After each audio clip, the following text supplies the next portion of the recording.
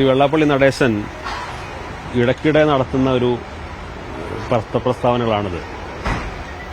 പക്ഷെ ഇന്നുവരെ അദ്ദേഹത്തിന് ഇത് സംബന്ധമായ ഒരു തെളിവും ഡാറ്റയും ഹാജരാക്കാൻ കഴിഞ്ഞിട്ടില്ല. അപ്പോൾ തീർത്തും ദുരുദ്ദേശപരമായിട്ടുള്ള ഒരു നീക്കമാണ് അദ്ദേഹം നടത്തുന്നത്. അദ്ദേഹം മാത്രമല്ല, അദ്ദേഹത്തിന്റെ പിന്നിൽ ഇതിന് ചില സ്പോൺസർമാരുണ്ട് എന്ന് ന്യായമായിട്ട് സംശയിക്കണം.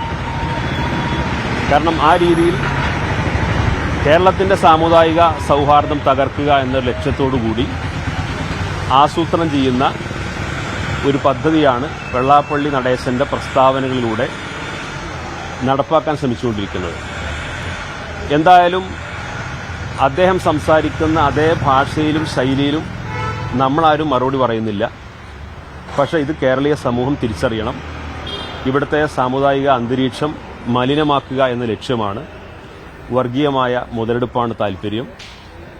നമുക്കറിയാം, മലപ്പുറം ജില്ലയിലോ അല്ലെങ്കിൽ ഏതെങ്കിലും മുസ്ലിം ഭൂരിപക്ഷ പ്രദേശത്തോ മുസ്ലിങ്ങൾ ഭൂരിപക്ഷമായി എന്നതുകൊണ്ട് ഏതെങ്കിലും സമുദായത്തിന് പ്രയാസകരമാകുന്ന എന്തെങ്കിലും സംഭവങ്ങളോ വർഗീയ ലഹളകളോ കലാപങ്ങളോ ഉണ്ടായതായിട്ട് ആർക്കും തെളിയിക്കാൻ കഴിയില്ല.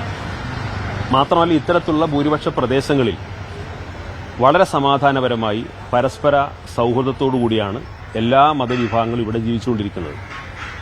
അപ്പോൾ ഇത്തരത്തിലുള്ള ഒരു സാഹചര്യം തിരിച്ചറിഞ്ഞുകൊണ്ട് ഇവരുടെയൊക്കെ അജണ്ടകൾ എന്താണ് എന്ന് തിരിച്ചറിഞ്ഞുകൊണ്ട് പൊതുസമൂഹം അത് മനസ്സിലാക്കണം. ഉത്തരവാദപ്പെട്ട സർക്കാർ സംവിധാനങ്ങൾ അതിൽ നടപടിയുണ്ടാകണം.